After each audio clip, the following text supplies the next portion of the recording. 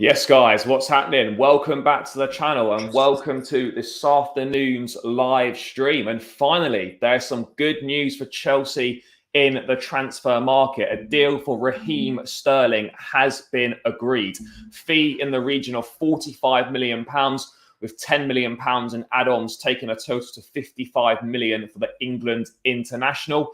The deal is expected to be completed today formally, should be announced, but if not, it should be done in time for Chelsea's tour of the US, and the lads jet off on Saturday. So Raheem Sterling should be the first signing of the Todd Boehly administration. I mean, George, we've kind of known about this for a while. We knew he was the number one attacking target a few weeks back. It's taken a little bit of time to get to this position. We're pretty much 99% there now. Just need the final sign-off, I think, from the club's personal terms have been agreed. Sterling's happy to come. You must be delighted with this signing. Oh, mate, so definitely a step in the right direction. If you think of the players we've already got at the club, I think he is a step in class for me personally. Goal scoring record in the Premier League is bar none. I've been impressed with him for England for a long time. And there's no doubt he's a serial winner. People forget he's part of a makeup at Manchester City that have pretty much won it all other than the Champions League. And, it's difficult. I don't see why Pep Guardiola decided that he's not suitable enough for City. I still are a bit miffed by those reasons because I think he's got a lot to offer. But for us, I mean, it's Chelsea's gain and City's loss, in my opinion. Yes, maybe the fee's a bit steep for some people, considering the last year of his contract. I think City have probably won the financial favour there, but all in all, we're getting a great player on our hands. It's better than anything we've got in that front line. So I'm excited. Yeah, I think that's the main thing for sure, is that it's an upgrade on what we've got. Sterling, I think he's been, Tuchel's played a big part in this. He's been impressed by the plans. The chance to kind of be a main man, as it were. Let me just bring this up from Ben Jacobs quickly. Already spoken about that. Sterling spoke to both Tuchel and Boehly prior to agreeing personal terms and was always sold on the move. He was impressed by Boehly's negotiation skills and given as much time as he needed to decide. Tuchel explained in meticulous detail his role in the team. Ronaldo's potential arrival, should anything materialise, was not brought up by either. George, obviously Sterling sold on the project. It's exciting, definitely. Why do you think? I myself have not been entirely convinced by this move. I've swung around to it a bit more, but as you say, his record, he's 27 years of age in the prime of his career. Only Mane and Salah have got more goals as a winger than Sterling in the Premier League. Only 3 players under Pep Guardiola have scored 100 goals: Messi, Aguero, and Sterling. He's a standout in England. Basically, carried the side to the European Championship finals last summer. Yes, he does miss a lot of chances. Why do you think there's still quite a mixed sort of view on this in terms of the Chelsea fan base? There's sections that are delighted, and there's other sections that are a bit like, I'm not so sure about this. Why do you think there's that split, given this guy's proven that he's done it? He's not, apart from winning the Champions League, he hasn't got anything to prove in his career. Well, we've had this conversation many times privately about the difference between a finisher and a goal scorer, and there's no doubt that he does also miss a lot of conversions, some quite in spectacular fashion, which has been a problem for Chelsea, also creating lots and lots of decent opportunities. And Sterling fits that mould, where he'll probably create 5, 6, 7 decent opportunities or deliveries into a box, into a dangerous area, but is he still really someone that you can hang your hat on with confidence and say he will take those chances? And I think he does dip in and out of areas where he's in unreal form and scores a lot of goals. And then there's times where he really does struggle. I think the other alarm bell, probably why Chelsea fans might not be on board, is with the fact that someone as knowledgeable as Pep Guardiola is prepared for him to leave. I think if he was that important and that integral to a setup, he wouldn't allow him to leave.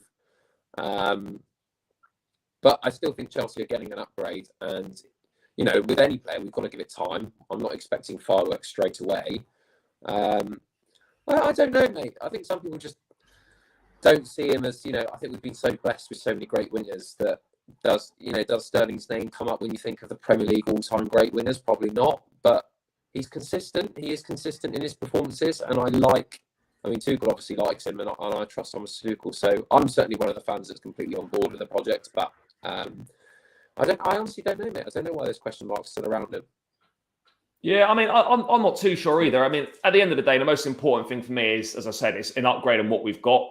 He's got a great record, and it'll add something different to that front line that has been missing, really, in terms of, I guess, directness, more of an out-and-out winger.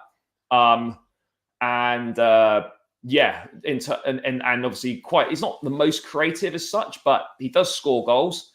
What do you make of the fact, George, that he's set to come in and be the most expensive, the most highly paid player at Chelsea, set to be earning £300,000 a week. It's a lot of money. I understand that fans, think, oh, why is he being paid that much? What I would say is to that, why are fans bothered about how much money someone's paid at the club? At the end of the day, it's not coming out of our pocket. As long as they deliver on the pitch, I don't care if he's paid 50 quid a week or £500,000 a week. It's not our money. So, what do you make of people that sort of think, oh, I know, he shouldn't be given 300k a week?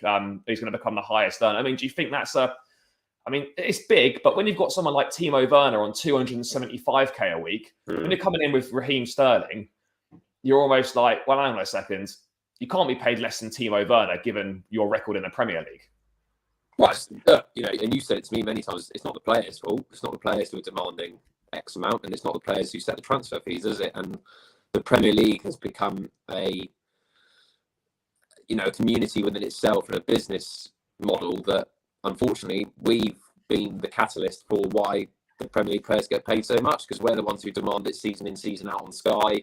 We're the ones who pay the extortionate ticket prices that seem to go up. We're the ones who pay for the replica kits that come out, they're £5 more expensive every season. I get that there's a vicious cycle where, the more money that they're earning, the more things go up for our costs. I personally think there needs to be a wage cap. I think it's getting ridiculous in football now. Even with transfers, I think it's not healthy for the game. And that money being pumped around with just, at what point is it going to end? And I get that it's the most popular sport in the world, and it's got enough fans for it to run, but these prices can't be viable, can they really?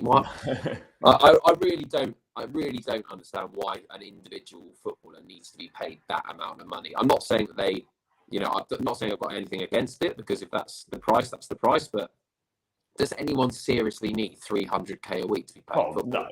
No. That's just his football, by the way. That's not any of his endorsements or anything that he has going on the side. So I just think it's silly, but it's way beyond my payroll, that's for sure. Yeah, for sure, mate. Your sound's a bit crackly. If you just go out and then come back in, I'll let you back in a second. Yeah. It's just a bit crackly. Cheers. Let me just get to a few bits in the chat quickly. Let's have a look. Let's get to this quickly. Do you think Sterling will play right wing? Yeah, I'd like to think so. That's kind of his best position. He could do something on the left as well, but personally, I don't really want to see him at centre forward. Yes, he can play in that false nine position, maybe in cup games or like an interchange as part of a three. A fluid front three throughout a game, but I wouldn't want to see Sterling brought in to be mainly played at number 9. I don't think that's right. Yeah, we're back in the mix now. Carefree Youth, big up, cheers. RD, what are we saying? Sterling, it's going to be, George, you excited? Obviously, it's an exciting signing. It's going to be the first one in. You expecting him to take up that place on the right-hand side? Where does he usually play? Doesn't he usually play on the left-hand side? Left, right. I think normally right. But again, it'll be interesting because for me, him and Rafinha, who obviously we might all come on to, but Rafinha is still making his mind. Well, he wants Barcelona, but whether they can get themselves together or not remains to be seen. But Rafinha, players like Rafinha, Sterling, Dembele that we've been linked with as well, these are more out and out wingers. Would you fully expect them to play on the left, as out and out wingers, or do we think Sterling can adjust his game as part of a front three in terms of playing as a narrow 10? I'm sure Tuchel's spoken to that about him, but for me, it would indicate a potential change of formation to a back four and go with two out and out wingers like we used to do back in the early Mourinho days, but maybe not. Do you think this could be a change in formation, or do you think Sterling and Rafinha potentially, if he does eventually sign, they're going to have to adjust their game slightly and play more of what would be an inside 10 position. I think it does signal a change of formation. I think it does signal a change in the front three being a bit more interchangeable. In coaching, they talk about the 3 Ps, the peel, the present, and there's one other. Can't remember the other one. No, I'm glad you're not the coach. Yeah, I know. Tell me about it, eh? But basically working in an interchangeable figure of 8 where they can play across the 3. And I think that's what Tuchel's probably said to him, that he's not got a set position. I think he could have changes maybe. And we've seen it before where we might be 10 minutes into a game and they swap sides. He could play a false 9. What I am concerned about is I hope that's not the only attacking player that we bring in, because I would not be happy, as I'm sure most Chelsea fans would, if it was just Sterling and we're saying, well, we've got Havertz, we've got Sterling, potentially Rafinha, one of them can play up front and we'll just see how it goes. I really would be concerned by that. Yeah, no, I would be as well. Sterling's a great start for sure, but Lukaku's gone, so Sterling's come in. Obviously, it's not a like-for-like replacement, but very much one in, one out in that sense in the forward areas. I think Hakim Ziyech is probably going to go to AC Milan. That's not too far away, I don't think. Obviously, if we can shift Timo Werner on, that would be a big plus as well, not just mainly for his wages, if anything. But I do think, mate, if we get rid of another 2 in Ziyech and Werner, then 2 need to come in. And speaking on the other potential, I mean, obviously, we agreed a fee for Rafinha last week, £60 million, 65 million in the region of, with the add-ons included in that fee. Leeds accepted. Personal terms have broadly been agreed with the player. I think got a 5-year deal with an option for a 6th, 115k a week. So give or take 5k, he's doubled his money from what he was on at Leeds. Rafinha has always wanted Barcelona. He's holding out for Barcelona. And whilst that's frustrating from a Chelsea fan's perspective, you've got to understand that Rafinha has always wanted Barcelona. Even as far back as January, he wanted Barcelona. That's always been his preferred move. He's holding out to see if Barca can get themselves together financially. There's not really any pressure on Chelsea. They can leave the bid in. It's there. If Barcelona want to get Rafinha, they've got to stump up. They've got to match our offer to Leeds. It's as simple as that. But from your perspective, mate, how long do you think we should give Rafinha? Because I know there's a few tactics we can use in terms of, kind of be like, look, if you don't make a decision in the next couple of days, we're going to pull this offer and you're done. But what do you think Chelsea should do? We don't want to be held to ransom by a player, but the bid's in there. So I guess we can afford to wait a little bit. Yeah, I mean, the ball's in his court now. Obviously, we've expressed our interest for the player. And I'm sure, again, Tuchel's probably had a similar conversation with his representatives asking about, his part in the role. But unfortunately, it's the player's desire to go to his favoured club. And you can't really do anything about that. But I think we can be quite harsh on our standings and saying, look, we respectfully understand that we're second choice, which is fine. But we're also not going to, play ball. We're not going to have this scenario where, Barca have come back with a better offer. Can you match it? No is the answer.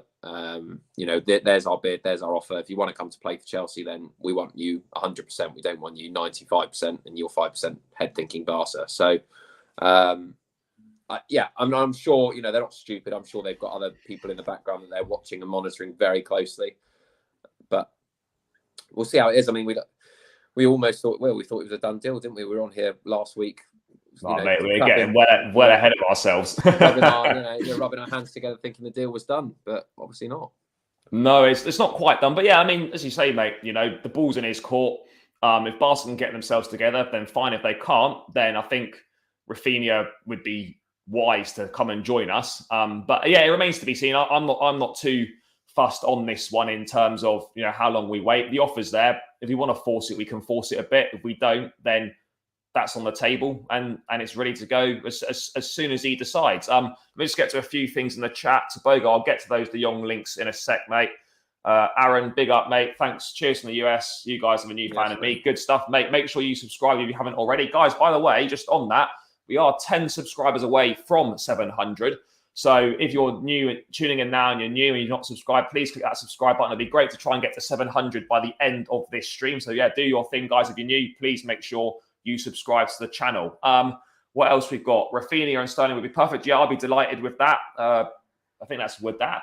Rafinha is too much. I'd rather Usman for free. I appreciate that. But on the flip side, £60 million for a 25-year-old winger, one of the best performers in the Premier League last season. Yes, it is expensive, but I think that's just the going rate. I don't think you're going to find many players of the required quality in the attacking third of the pitch that, unless they're in the last year of their contracts, they're going to cost less than £60 million. That's just where we are at the moment. RD would like to sign Dembele, yes, for sure. Again, on Dembele, he's a free agent at the moment, has been since midnight on last Thursday. So he's been a free agent for a week now. The only offer that he's got on the table currently is that one from Barcelona. It's a 40% pay cut. I think €6 million net a season. He wants 12 million supposedly. He's not going to get that. He's not going to get that from Chelsea either. George, just briefly on Dembele, mate. Obviously very talented. Injury record is a little bit suspect. Two things, mate. One, are you surprised that Chelsea have not really made him a contract offer yet? And two, are you also surprised that there's not really a market for Dembele at all, which is quite surprising, isn't it? Yeah, I'm a little bit surprised. I wonder how extensive the research is on Dembele and whether people have really looked into his history of his injuries and wondered whether it's worth the punt, because it's all well having a very talented player, but if they're only playing, a third of the season, what is the point? He's been a player that's had bags of potential. Has he pushed on to a level where he's going to get serious interest from the top European clubs? Questionable. But then you've got to weigh it up with he's a free. So financially, it probably makes sense to take a punt, doesn't it? And I still think for Chelsea, he's probably a contingency plan if all else fails. But we both agree, and we quite like him as a winger. He's very direct, very fast, which is what we need. So one to watch, but again, I still think there's people above in the pecking order that I'd be more favourable towards. Yeah, mate, I agree. I mean, to be honest, he's not got, realistically, other than Barcelona, if he's got that on the table, it's really only going to be Chelsea. I think PSG aren't interested, Liverpool aren't interested. Obviously, he's not going to go to Real Madrid. Bayern Munich aren't interested. Sort of the big clubs, no one in Italy is particularly interested either. So realistically, for Dembele, it is either stay at Barca on reduced terms or, reduce your wage demands and Chelsea might offer you a contract. But other than that, there's not really a market for him at all. But mate, let's get on to the main man himself, Cristiano Ronaldo. Yeah. These links aren't going away. Man United have always maintained he's not for sale. But today it's come out that Manchester United are prepared to accept offers for Cristiano Ronaldo. This is quite a big development. It's a complete change of stance from them on this. Ronaldo hasn't been to any pre-season training yet at Manchester United. He's in Portugal at the moment, citing family reasons. I think United are heading out on their pre-season tour of Thailand and somewhere else. Maybe Australia, it could be. Definitely Thailand. They don't know if he's going to join them on that. Mendes, his agent, is obviously actively looking for a club for him at the moment. George, these rumours aren't going away with Chelsea. I mean, if Rafinha picks Barcelona and Dembele decides to stay at Barcelona as well, we've only got Sterling. Cristiano Ronaldo, it cost about probably 14, 15 million pounds. Yes, the wages are large, but we could probably, I think he's prepared to take a pay cut. Mate, how realistic do you think this is at the moment? To me, it feels like it could be getting a little bit closer. I mean, it is ridiculous to think that Chelsea are even in the running for Ronaldo. Oh, mate, I would love this. I've been debating this and thought, I had my old man's boring head on and thought he's not going to fit the philosophy and he's too old. But this is Cristiano Ronaldo we're talking about. 15 million pounds is nothing. Yes, his wages will be astronomical, obviously. But couldn't you just take a punt on the world's greatest player of all time? And he would get so much respect and time because people just would be so mesmerised at the fact that he's wearing a Chelsea shirt. They wouldn't care how shit he's playing. Every time he played, people would be up on their feet. And talk about goal scorers, mate. He is a goal scorer. I mean, even United, he pretty much carried that team. For me, I think the Chelsea rumours aren't going to go away because there's only very few clubs that can afford his wages, realistically. And I've heard that Bayern Munich are obviously out of the race as well. So that really leaves PSG, City, who are not going to buy him, Chelsea, and maybe, I don't know, a return to Madrid or possibly MLS. I really don't know. I honestly don't know who's out there that could afford him. Yeah.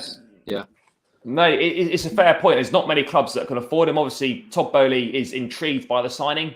As a new owner, of course he would be. It's Cristiano Ronaldo. not just on the football pitch, but off the pitch would be just, I mean, it would be phenomenal in terms of commercialization for the club, endorsements, the amount of money he could bring into the football club, even still at his age and at his stage of his career. He's really one of the most marketable football player on the planet. Maybe him and Messi, probably him more so. Most followers on social media, etc., etc. He's so marketable. Yes, he's 37 years of age. Does he fit the system? No, probably not. But as you say, mate, there's certain players that if you get given the opportunity to sign them, doesn't matter what age they are, whether it's Cristiano Ronaldo, whether it's Lionel Messi, potentially even someone like Neymar, maybe. But Ronaldo, you just don't say no. And for me, if Tuchel gives us the green light and he's happy to, and he wants him to come, Bowley will definitely do all he can to do it. Ronaldo wants out of United. And if Chelsea's the only suitor, I think Man United may well be forced to sell to us. But again, this has still probably got a little bit of a way to go. I mean, Ben Jacobs today reporting that Chelsea and Ronaldo's camp are denying that there has been a concrete proposal made amid rumours of a 14 million bid being prepared. I mean, look, Ronaldo, I think it would be phenomenal, even if it's just for 1 year. Sod it. It's a massive upgrade on what we've got. And as I said, mate, you're looking at it. I mean, I don't know what other targets you've got in mind, but if Rafinha picks Barca and Dembele stays as well, those are really the only two other wide players that we've been linked with.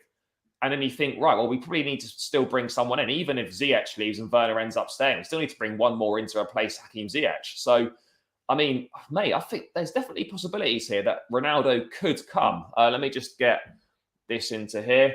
Imagine the thousands of Muppets shouting Sue and holding up, "Can I have your shirt?" signs at the bridge. Yeah, I do agree with that. I suppose the only negative would be it would bring a lot more casual fans in terms of like tourists and stuff, rather than just like, your hardcore Chelsea fans, as it were. But I mean, I guess that's the price you have to pay when you got someone so big in the game. They are going to bring more casual fans in. Yes, it can be a bit frustrating, but at the end of the day, mate, the fact to see Cristiano Ronaldo in a Chelsea shirt at Stamford Bridge. I mean, we've had big players like Eden Hazard, like Drogba, like Ballack, Lampard, etc. But I don't think we've ever had, the closest we've had to like a global superstar, like an absolute icon of the game, is probably Eden Hazard, but he's not quite in that bracket. This would be stratospheric. It really would be. Again, I mean, George, right now, mate, as things stand, how likely do you think it is that Ronaldo will be in a Chelsea shirt next season? I mean, unlikely, but it depends on whether Thomas Tuchel completely goes against his philosophy, because it's very, very difficult, as you said, to say no to a player. You're almost forced to say, well, we've got to fit him in because we cannot miss this opportunity. But is he really what Chelsea try and play? No, and that's probably why United have got a bit stuck with what to do with him. But like you said, mate, sometimes you've just got to say, sod the philosophy. Like, what's the worst case scenario? That we've just literally blown £100 million on a player that didn't work. So what's the harm in blowing £15 million on a player like Ronaldo? Not really. The worst case scenario is that we end up with the same shit conversion rate that we had last season. I mean, it's not. For me, I mean, at the start, I was a bit hesitant because I thought, Chelsea going backwards, signing just a name rather than a player that's, if you think of his age. But I think this one could. I think we could. I honestly think we could. It's just whether Tuchel's going to, go against his philosophy and say that he wants Ronaldo. I think he'll be a bit bolder and say, actually, he's not the player that we're looking for. But yeah, I think he's prepared to make those big decisions, and I think he does probably want to move away from star players as such. It can bring a lot of headaches, etc. But I do think that, if there weren't many options there and we still needed someone to come in, I'd love it. I would love it. I would be mad for it. I mean, but whether it happens or not, remains to be seen. But I think this has got legs, and it's definitely one to keep an eye on. Let me just get to a couple of things into the chat very briefly. Do you think he'd take Kante's 7 shirt? I mean, I love Kante, but if Ronaldo signs, he's number 7. That's what happens. Kante would have to make way for a different shirt. What's this here? Benzema Dybala was hindered by Ronaldo. Havertz might be next. Yeah, maybe. But I think, I do think if Ronaldo signed, you could have Havertz and Ronaldo in like a 2-man attacking thing. You could have Ronaldo as the main man and then and then have Havertz just off him. I mean, there's possibilities. And, you know, even if he did sign him, could you imagine the scenes, just like how pissed United fans would be? Even just for that reason, it would be unbelievable. And, mate, strangely enough, in Ronaldo's illustrious career, he's never scored a goal at Stamford Bridge. Oh, well, that could still happen when he's at Stamford Bridge. I mean, to be fair, that could still happen. That is a fair point. Moving on, mate. Defensive targets. By the way, guys, over 30 of you watching at the moment. So yeah, really appreciate you guys tuning in. Please make sure there'll probably some of you in here that aren't subscribed. So please do click that subscribe button, subscribe to the channel. I think we are now 7 subscribers from the 700 mark. So if there's 7 of you in here, I'm sure there are that haven't subscribed to the channel. Please make sure you click that subscribe button. It really would help us out. So yeah, guys, I'm sure there's 7 of you in here that haven't, out of the over 30 of us in here. Please click that subscribe button. It does really help. George, Matthias de Ligt, another one, main transfer target at centre-back. Fortunately, a couple of days ago, it was broken that Bayern Munich have got an interest in de Ligt. Now, this seems to be a common thing that we seem to be sort of doing the lion's share of the groundwork, and then other clubs seem to be fucking coming in and just trying to hijack what we do. Fabrizio Romano saying that Juventus expect Chelsea and Bayern to submit official bids for de Ligt. No agreements yet, but de Ligt is close to leaving, which is good. Obviously, Juve had a meeting with Koulibaly, not easy on player side. Barca was his priority. Juve obviously exploring other options. I mean, George, it's typical with Chelsea, isn't it? We're interested in someone, and then another club comes in, and then it turns out that potentially, according to reports, again, there might be bias within the German media. Of course, there is. But that de Ligt would prefer to move to Bayern Munich. I mean, what are your thoughts on that?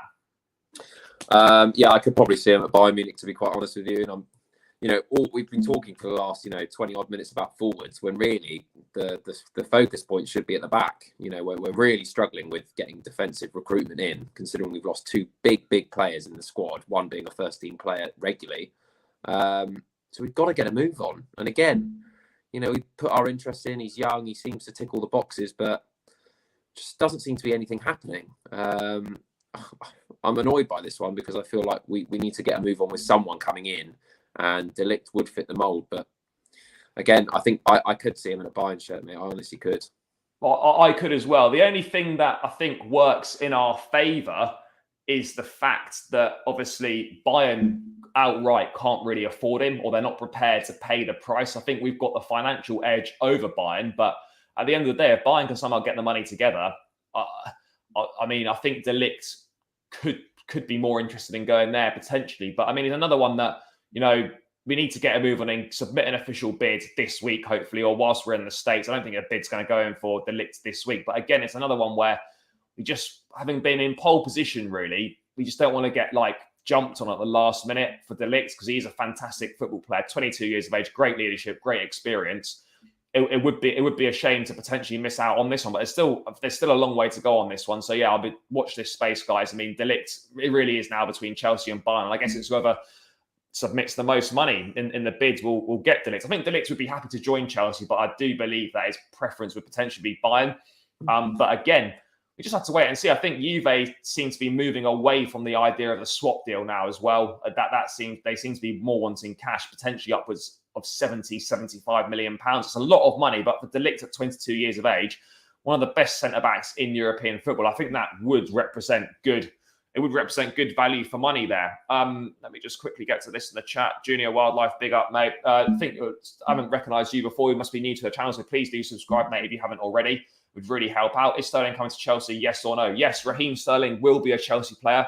100% certain on that. It's just waiting for the official announcement on that, just the final details to be agreed. But Raheem Sterling will be a Chelsea player. George, another player who a few weeks ago, mate, you got called out in the chat on about Presnel Kimpembe. These don't particularly seem to be going away. PSG will not hold Presnel Kimpembe back should an offer which satisfies all party come in this summer. Chelsea boss Thomas Tuchel is pushing to reunite, in quotes, with him. George, I think they would be prepared to let Kimpembe go. PSG are in for Milan Skriniar from Inter Milan, so it'd probably be a like-for-like replacement, one in, one out in that regard. I mean, Tuchel's worked with Kimpembe before. He's obviously a fan of him. We want to back the manager. I guess we have to trust his judgment, but George, I mean, it's another one we're linked with. It's De Ligt, it's Koundé, it's Ake, it's Kimpembe. There's a lot of names on the list there. What are your thoughts on Kimpembe? Is it one of those that, I mean, we don't know an awful lot about him. He's a decent player, French international. He's done well at PSG. If Tuchel likes him and wants him, I guess we have to trust that judgment. Yeah, and I think it, regardless of my own opinion, I think it helps that Thomas Tuchel's worked with him before and he likes the player. It's always a good sign if the manager of the current club that we're at wants to bring him in because he's worked with him before, and that will help with him settling in. It'll help him with the transition of how we're going to play. Obviously, Tuchel will know his strengths and weaknesses more than trying to identify a new player that he's never seen before. So again, ticks a lot of decent boxes. And when we're looking for an immediate replacement at the back, you probably want those assurances of someone that he's worked with before and knows his game inside out. That will probably help. So as much as I don't think he's very good, obviously that's why Tuchel's paid the big bucks. And I think if Tuchel wants him, back him. Yeah, I would agree on that, mate. Again, these centre-backs aren't going to be cheap. We're going to be looking at probably, I mean, I don't know, I haven't heard of any fees, but 40, 50, it's going to be at least 40 or 50 million pounds. I think that's just the standard rate these days, which is mad, but it's kind of it's just the way it goes, I think, unfortunately. But Kimpembe is another one who is on that list. I mean, Nathan Ake is on there as well. Again, it's gone a little bit quiet on him. I mean, Ake's happy to come. Tuchel, again, a big admirer of versatility. It's not part of the Sterling deal. There'll be two separate deals. Chelsea reportedly happy to pay best part of £41 million for him. City will get their money back. Whether you think that's a good deal or not is obviously up for discussion. But Nathan Ake, I mean, it's not the most exciting, but I'm not dead against it either. I'm definitely not dead against it. George, just wanted to get your thoughts quickly, man. I know you've got to go at some point, so when you need to go, just let me know. Frankie de Jong. This I don't know how much truth is in this or not. But is that it there? Yeah, this is it here. You got to take this with a pinch of salt, really. Spanish media reporting Chelsea have a desire to bring in both Frankie de Jong and Matthias de Ligt this summer. Now, these are kind of reasonably reliable sources from within Spain, Barcelona sources. George, I look at this from the Frankie de Jong thing and think, is this just Barcelona feeding stuff into the media to try and get Man United to get a move on? Because United have been negotiating for a long time. He's their main target in midfield. But, I mean, de Jong doesn't want to leave. Barca's reportedly owe him about £13 million, I think, in unpaid wages. So I'm not really sure what's going on there. I mean, George, do you think there's much in this? Or do you think, as I said, it's more just, Spanish media, Barcelona briefing the media that let's put this out there, say someone else is interested to try and get United to get a move on? Yeah, I don't think so. I don't think there's any truth in this. I'll happily eat my words if it is true, but it was only yesterday that they came out and said that he's absolutely not for sale and they didn't want him to leave. I honestly don't think he wants to join Manchester United, particularly with the whispers that Ronaldo wants to leave. I mean, that just stems everyone else attraction-wise to go to the club that certainly not playing Champions League football, so I don't see why it'd be attractive for that move. No, I personally don't think so. I think they're trying to get some tactics to get this moving along, or if Frankie de Jong's had personal terms that he wants to leave, I think they're just trying to create some noise about him to see who comes in with the highest bid. But for me, I think this is nonsense.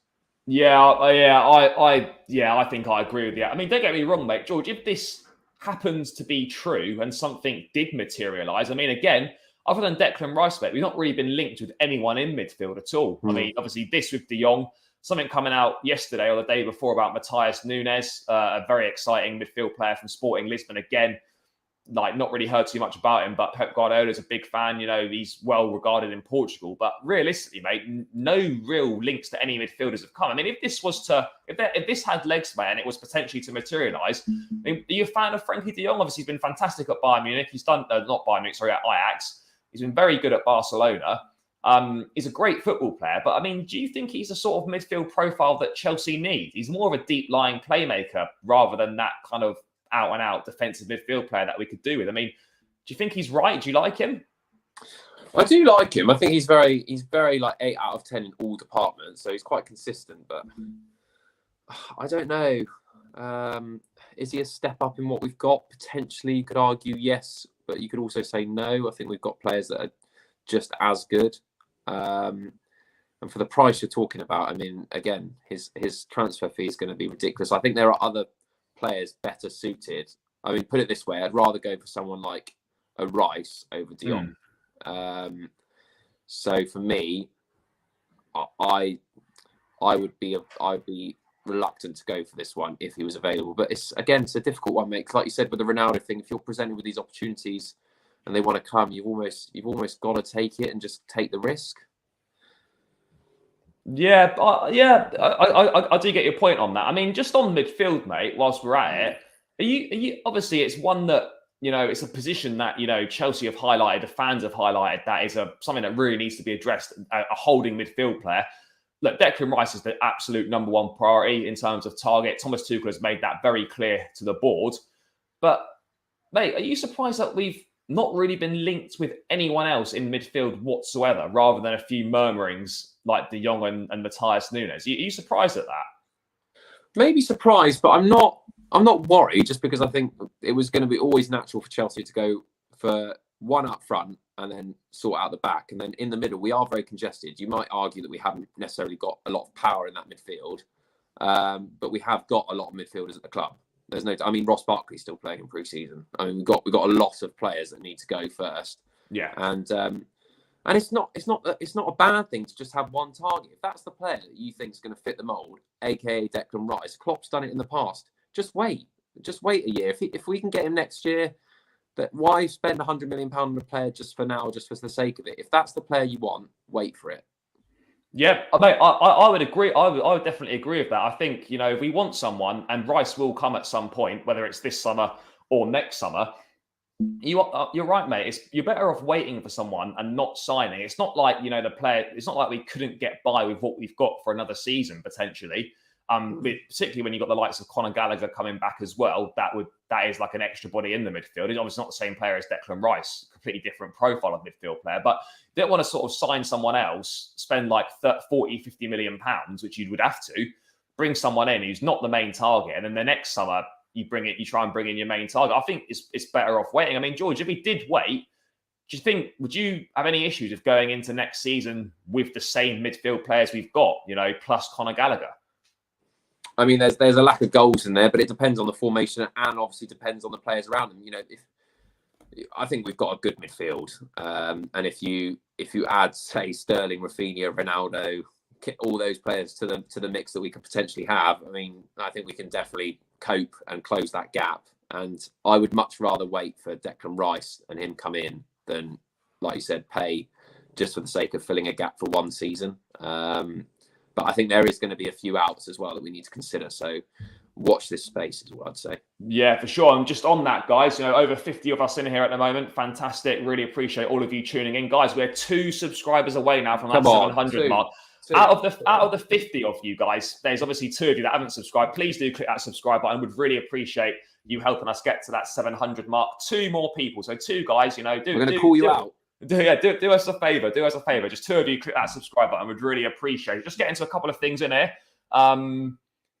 What's this? It would be better for the club to sign Sterling and Neymar. I mean, Neymar's one. I'm not having Neymar. I'm sorry. To be fair, though, I think for me, Neymar is not going to happen. Again, obviously, PSG appointed a new manager, Christophe Galtier. He's saying that Neymar is very much part of his plan. He's got plans for Neymar at PSG next season. I fully believe that will be the case. I can't, unless Neymar wants out and he desperately wants to leave, then I cannot see Neymar at Chelsea next season. I don't think that's to be the case at all. For me personally, it'll be Sterling and Rafinha or Dembele, or part of me thinks there's a big chance that it could be Cristiano Ronaldo, and that would be absolutely ridiculous. I would be loving it, but again, it remains to be seen. It does remain to be seen. Guys, thank you so much. 701 now. Yeah. We've got past it. Great job, guys. Thank you so much for the support. Do really appreciate that. I mean, we're on the road to 1K now. Hopefully get there by the start of the season. I mean, George, last thing, mate, before we wrap up, the new kit finally launched today. Oh, God, yeah. I've got to be honest, mate. I'm going to bring it up on the screen now. I saw it outside Stamford Bridge when they were putting the things up on the sides. Mate, it actually looks a lot better than I thought it was going to look. From the leaked pictures we had, it does actually look better than I thought. All right, the collar's not so great. Why they couldn't have just done a plain white collar, I don't know. Obviously, new crypto sponsor on the shirt sleeve. Obviously, I wouldn't have the button done. I think with the button undone, it actually looks okay, mate. I mean, what are your thoughts on it? From Nike standard, is actually better than what they've done for a long time for us. Yeah, still by no stretch my favourite, but for Nike and what we've been dealt with so far, it's not that bad. And it's like you said, mate, it's one of those where probably I'll go to the mega store and you always need to see a kit and actually feel it and look at it right in the eye. And I mean, again, I think kits for me nowadays has changed because I don't really wear football kits as much. No. But it's more about what you create in them, isn't it? I mean, if we win the Premier League in that, it turns into a top kit, doesn't it? Well, exactly. I mean, mate, the one I'm wearing at the moment, this one from last season, it's a bit. We hated it at the start. It's a bit of a monstrosity, but the fact that we became world champions in it is almost like right. Well, I'm gonna have to wear it because of what we've achieved in it. But it looks nice. I mean, I don't know if you haven't seen the kit reveal video, mate, that Chelsea posted up. Be on the website, be on their social, and that. It's a cracking video. It is good, but once again, mate, I've got to say the training kit is better than the match kit. I don't know why this keeps happening. Like always, yeah. It must be the same designers, but I mean, I really don't know. But yeah, mate, I'm a fan of it. I have to say, like, it looks much better than I was expecting it to, and yeah, it's exciting. Get Ronaldo on the back. Mate, a CR7 on the back, I'd actually have to do it. I'd have to probably take a loan out from the bank to afford it. By the way, on a separate note, they're £5 more expensive. So like the stadium version of the shirt, 75 quid. And if you want like the vapor knit one, which is more, it's not the proper match worn ones. It's just like it's like a better fit and it looks better. 115 quid. That is a joke, isn't it? Mate, 115 quid for basically what is essentially a gym top. Like, I mean, seriously, it is ridiculous. But the kit is much better, guys. Still over 50 of you in here. So again, if any of you haven't subscribed, please do, and please do smash the like button as well. Get those likes up, guys. It does really help us here. I mean, to be honest, George, I think that's pretty much it for today. I mean, we covered. There's not an awful lot more extra news. Just to round out, mate, how important was it that we've got this Raheem Sterling deal essentially wrapped up before we jet out to the States for that pre-season tour on the weekend so that he can be part of that and join up? That's crucial, isn't it? Yeah, I just feel a bit more comfortable now, I think, because it is getting on. I feel like, we're obviously going to see each other at the weekends, and if we hadn't got any deals over the line or there was no noise about Sterling, I'd be like, I was starting to get worried. I was chatting to someone at work about it and just saying, we need to get a deal over the line. This looks like he's going to be on the plane, ready for pre-season come the weekend, and we'll get a reveal anytime soon on Chelsea TV with the exclusive interview. So I'm really looking forward to it, and what a player to first bring in, and hopefully it's the start of many. Yeah, no, for sure. I mean, reports saying that potentially up to 6 players to be coming in. If that is the case, then we do need to get a bit of a move on. It's great that an attacking player of the caliber of Sterling's coming in, but we really do need defensive reinforcements desperately. We still haven't. We're massively down on the defensive positions. Obviously, outgoings we could do with shifting quite a lot of players out. Still, no one's actually left the club yet, apart from the free transfers. But yeah, I mean, guys, I might be back tomorrow lunchtime with a stream if anything new breaks. But if not, myself and George are away this weekend, so there won't be too many updates over the weekend. Might be back Sunday afternoon, but definitely at the start of next week. Thank you so much for all your support. Well over 50 of you tuning in live, which is great. Really appreciate it, guys. Thank you so much for subscribing to the channel as well, getting us over that 700 mark. Really appreciate your support. Look forward to interacting with you in future streams as well. It's great to have you on board and part of the community that we've managed to build so far on the road to 1K before the start of the season. But yeah, guys, take care. Enjoy the rest of your day. Have a great weekend. We'll be back in the next few days with some more news, some more updates. But until then, guys, take care and up the Chelsea.